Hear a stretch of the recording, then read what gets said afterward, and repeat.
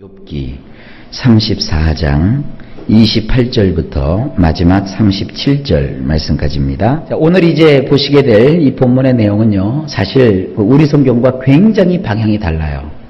욥기 34장 본문은요, 전체가 원문과 또 우리가 보고 있는 이 번역 성경인 한글 성경과 반대로 해석이 되어 있어요. 한글 성경이나 몇몇 영어 성경에서는 이 욥에 대해서 굉장히 부정적으로 얘기를 합니다. 이것은 욥의 전체의 흐름에 맞지 않습니다. 이 원문을 보고 그 원문을 해석하는 그 해석자가 그 내용을 긍정적으로 해석할 수도 있고요, 부정적으로도 해석할 수 있는 겁니다. 그런데 이 어떻게 된 게 욥을 번역하시는 분들이 그것을 부정적으로 그냥 해석을 해버렸어요. 그러니까 성경 전체의 흐름과 맞지를 않습니다. 그래서 저는 원문에 있는 그대로 번역을 했습니다. 여러분들이 오늘 이렇게 좀 비교해 가시면서 내용을 보십시오. 기가 막힌 내용들이 많이 들어있습니다. 자, 오늘도 내용이 좀 많기 때문에 쭉 읽어가는 방향으로 하겠습니다. 28절, 그들이 이와 같이 하여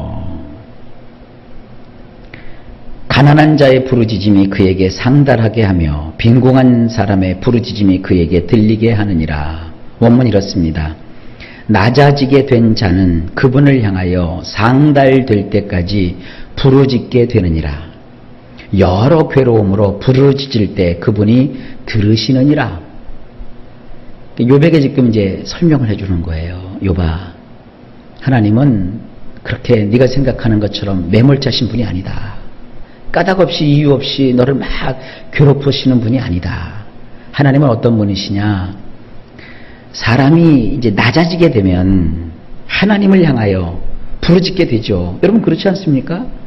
어렵고 힘들 때 우리가 하나님밖에 없다라는 생각이 들면 하나님을 향하여 부르짖게 되어 있어요. 언제까지?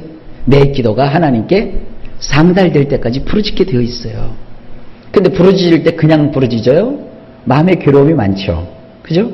여러 가지 괴로움이 있을 때 그 괴로움을 가지고 고민하고 고통하는 것이 아니라 하나님을 향하여 막 도와달라고 부르짖는 거예요.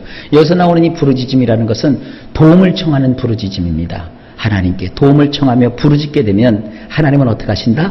들으신다 이거예요. 그 다음 29절, 주께서 침묵하신다고 누가 그를 정죄하며 그가 얼굴을 가리신다면 누가 그를 배울 수 있으랴. 그는 민족에게나 인류에게나 동일하시니. 원문이 이렇습니다. 그분이 침묵하신다고 해서 누가 악하다 할 것이며 그분이 얼굴을 감춰버리셨다면 누가 볼 수 있으랴. 모든 민족과 모든 인간에게 똑같으니라. 하나님은 누구는 이렇게 대하시고 누구는 저렇게 대하시는 게 아닙니다. 엘리후가 지금 욥을 어떻게 하는 거예요?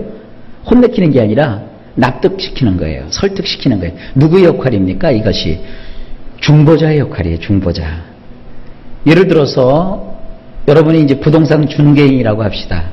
그러면 그 집을 내놓은 사람하고 집을 살려는 사람 사이에서 이렇게 말할 수는 없죠. 집을 살려는 사람한테 아이고 이 집 나빠요. 여름에는요 물도 안 나오고요, 겨울에는요 맨날 그 동파되고요, 이런 집 사서 뭐해요? 그리고 그 물건을 원하는 사람한테 아유 여기는요 이 집은 부동산 시세보다 훨씬 비싼 거예요. 사지 말아요. 그럼 누가 그 집을 사겠어요? 겉보기엔 이렇게 해도 여기가 땅값이 올라가는 지역입니다. 여기다가 집 사놓으면요 지표가 좋아요. 여기서 살던 사람들은 다 부자가 됐어요. 막 이렇게라도 해야 돼요. 그러면 사람이 어떻게 돼요? 마음이 끌려서 결국은 자기의 그 귀한 돈을 지불하고 그 집을 살 거 아닙니까? 그게 중개인이에요. 이 중보자의 신 예수님이 그겁니다. 욥에게 지금 설득하는 거예요. 만약에 우리가 부르짖었다고 하자. 근데 하나님이 침묵을 지키신다고 하셔서 우리가 그를 향하여 하나님 악합니다 이렇게 말할 수는 없는 거 아니냐. 그분이 얼굴을 감추시고 안 보이는데 어떻게 우리가 볼 수 있겠느냐. 하나님 마음이지. 그런데 하나님은 모든 민족이나 모든 인간에게 똑같이 대하신다. 감추신다는 거예요? 안 감추신다는 거예요? 안 감추신다는 거예요. 다 자기 자신을 드러내 보여주신다는 거예요.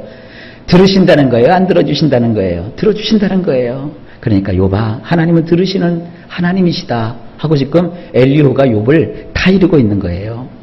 30절. 이는 경건하지 못한 자가 권세를 잡아 백성을 올가매지 못하게 하려 하심이니라. 원문 이렇습니다.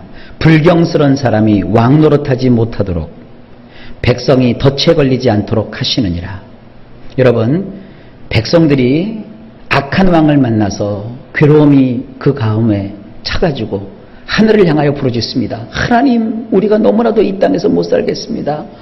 왜냐하면 우리를 다스리는 이 왕이 너무나도 우리를 괴롭힙니다 하면 하나님께서 그것을 들으세요.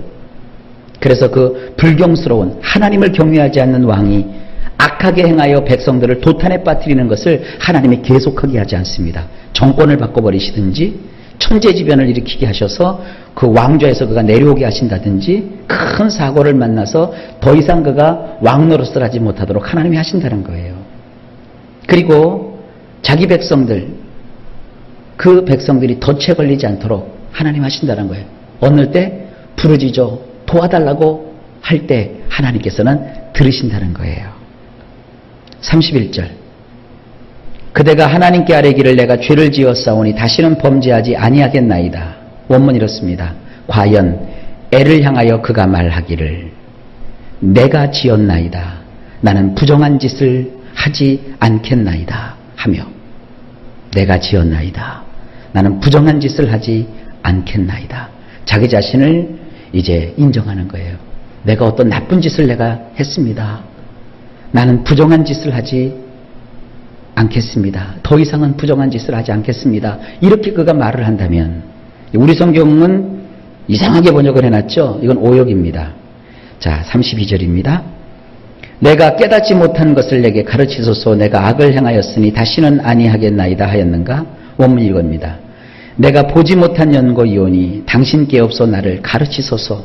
혹 내가 옳지 않게 행하였다면 나는 다시는 안 하겠나이다 하겠느냐? 어떤 사람이 이렇게 말을 하겠느냐? 이렇게 말을 하면 하나님께서 다 들어주시는데. 33절. 하나님께서 그대가 거절한다고 하여 그대의 뜻대로 속전을 치르겠느냐? 그러면 그대가 스스로 택할 것이요 내가 할 것이 아니니 그대는 아는 대로 말하라. 이것도 이상한 번역이에요. 원문을 보면 이렇습니다. 정녕 당신과 함께 하신다는 이유만으로 그분이 이루어 주셔야 하느냐? 거절하는 것도 당신이고 선택하는 것도 당신이지 내가 아니니라. 당신이 알고 있는 것이 있다면 말해 보시오. 자, 보세요. 욥아, 당신이 하나님과 함께 하고 있다고 해서 무조건 당신의 그 뜻대로 하나님이 다 해주셔야만 되겠느냐? 때로 하나님은 침묵하실 수도 있고 때로는 너에게 응답하지 않으실 수도 있는 것이다. 근데 너는 계속 왜 내 뜻대로 안 해주십니까? 내 뜻대로 안 해주십니까? 그렇게 말할 수는 없는 것이다. 뭔가 거절하는 것도 욥 너 자신이고 뭔가 선택하는 것도 욥 너 자신 아니냐? 내가 선택하는 거 아니다. 이게 뭐예요? 네 인생은 누가 살아가는 거예요? 네가 살아가는 거지. 내가 살아주는 것이 아니다. 그러니 네 나름대로의 어떤 속사정이 있을 거 아니냐. 당신이 뭔가 이것 외에 더 알고 있는 것이 있다면 나에게 한번 말해보라. 지금 이렇게 설득하고 있는 거예요. 34절. 슬기로운 자와 내 말을 듣는 지혜 있는 사람은 반드시 내게 말하기를. 원문 이렇습니다. 속에 둔 것이 있는 사람들이라면 나에게 말할 것이지만 지혜 있는 용자라면 나에게 귀를 기울일 것이요. 엘리후가 계속 얘기하는 거예요. 만약에 그 속에다가 뭔가를 이렇게 숨겨두고 있는 사람, 뭔가 이렇게 두고 있는 사람은 결국 나에게 말을 하겠지만, 그러나 지혜가 있는 용사라고 하면 내가 지금 하는 말에 귀를 기울일 것이다. 이게 뭐예요? 친구들은 그랬죠. 욥아, 너 잠자고 있어. 닥쳐. 말하지 마. 그랬는데 이 엘리후는 뭐예요? 내가 지금 하는 말을 당신이 지혜가 있다면 듣게 될 것이요. 내가 지금 그런 얘기를 하는 것이 아니요. 그러니까 나에게 따지지 마시오. 혹 할 얘기가 있으면 해보시오. 그러나 지금은 당신이 말할 시간이 아니라 내가 당신에게 이야기해서 당신의 이해를 도울 시간이요. 좀 그런 뜻이에요. 35절. 욥이 무식하게 말하니 그의 말이 지혜롭지 못하도다 하리라. 이게 이제 크게 오역된 겁니다. 원문이 이렇게 돼 있어요. 욥은 아직 알지 못하고 있는 것을 말했던 것이요, 미처 깨닫지도 못했기에 그가 여러 말을 했던 것이요. 욥을 이해하죠? 여러분, 우리가 계속 보아왔잖아요. 욥이 이 말도 하고 저 말도 하는 게 뭐예요? 하나님이 왜 이렇게 나에게 하시는지 그가 알았다는 거예요? 몰랐다는 거예요? 몰랐다는 거예요. 그러니까 자기 인생도 저주해보고 이런 얘기도 해보고 저런 얘기도 해봤는데 이 엘리후가 분명히 얘기하고 있는 거예요. 욥이 아직 알지 못해서 그런 겁니다. 미처 깨닫지 못했기 때문에 그가 여러 가지 말을 한 겁니다. 나는 욥 당신의 마음을 압니다. 당신이 왜 그런 얘기를 계속 친구들과 함께 했는지 나는 지금 충분히 이해하고 있습니다. 누군가 나의 말을 들어주고 누군가 나의 마음을 헤아려주면 얼마나 고마워요. 지금 엘리후가 욥에게 지금 그런 존재입니다. 근데 이제 우리 성경은 어떻게 번역해놨어요? 욥이 무식하게 말하니 그의 말이 지혜롭지 못하다. 뭐예요? 엘리후가 세 친구들보다 더 악하게 지금 얘기하고 있는데 그 얘기가 여기 왜 들어갔겠어요? 그러니까 이 원문이나 성경을 볼 때 이 흐름을 파악하는 것이 이렇게 그래서 중요합니다. 뭐 더 얘기하면 여러분 머리가 지근지근 아프실 테니까 그냥 내용만 쭉 보세요. 36절. 나는 욥이 끝까지 시험받기를 원하노니 이는 그 대답이 악인과 같음이라. 이것도 원문으로 보면 이렇게 되어 있습니다.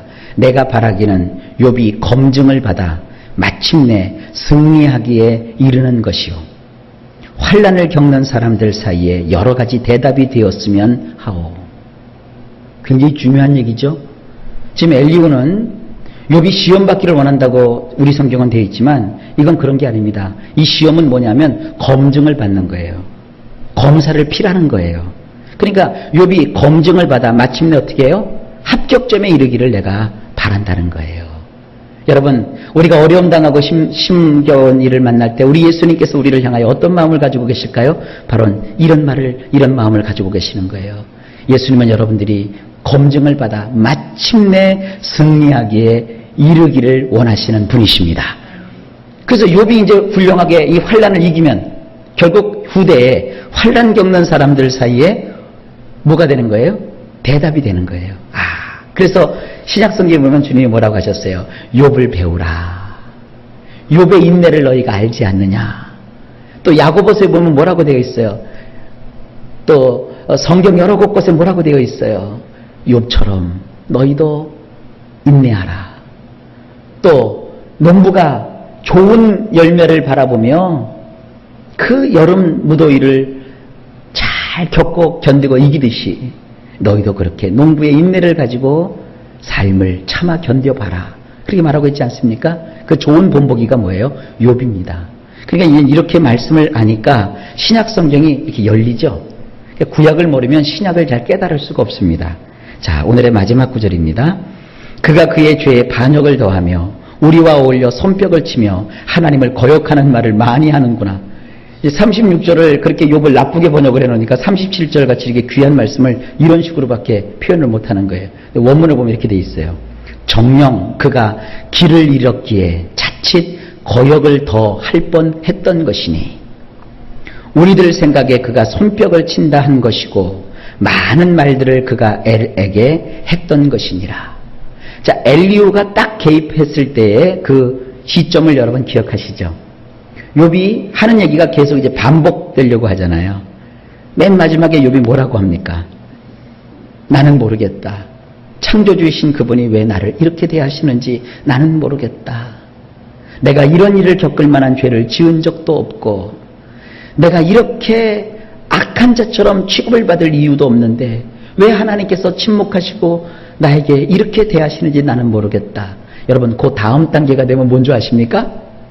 원망해요. 다 마찬가지예요. 사람이요, 어려움도 정도껏 어려워야지 너무 어려우면 결국 누구를 원망하게 돼요? 하나님을 원망하게 돼요. 여러분, 그러므로 지금 이 엘리후는 욥을 잘 이해하면서 욥이 더 이상 하나님을 반역하는 그 순간에 이르지 않도록 그 아주 적정한 시점에서 엘리후가 등장해가지고 욥의 말을 탁 가로막는 거예요. 그래서 욥이 뭐 하지 않도록? 하나님께 반역하지 않도록 지금 그를 설복하고 있는 거예요. 그래서 욥이 그런 그 처절한 지경에 이를 때까지 우리는 오해할 수 있었잖아요. 그가 손뼉을 친다. 이 손뼉을 친다는 것은 기분이 좋다는 게 아닙니다.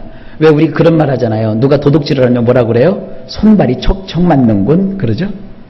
누가 거짓말을 할 때 뭐라 그래요? 저들끼리 입을 맞췄어. 근데 이 성경의 표현은 저들끼리 뭐를 맞췄다? 손바닥을 서로 마주쳤어. 그렇게 표현하고 있는 거예요. 그러니까 우리들 생각에 그가 손뼉을 친다는 것이고, 그건 뭐냐면 저가 악한 자와 짝짝꿍이 됐다 이렇게 생각했었던 것이다. 많은 말들을 그 욥이 하나님께 그래서 냈던 것이다. 실제로는 뭐예요? 욥은 의로운 사람이다 라고 엘리후가 이야기하고 있는 겁니다. 자, 이제 그 다음 내용이 궁금하죠? 다음 시간에 그 엘리후의 다음 이야기를 기대하시고 또 하나님 말씀 속으로 여러분들이 들어오실 수 있기를 바랍니다.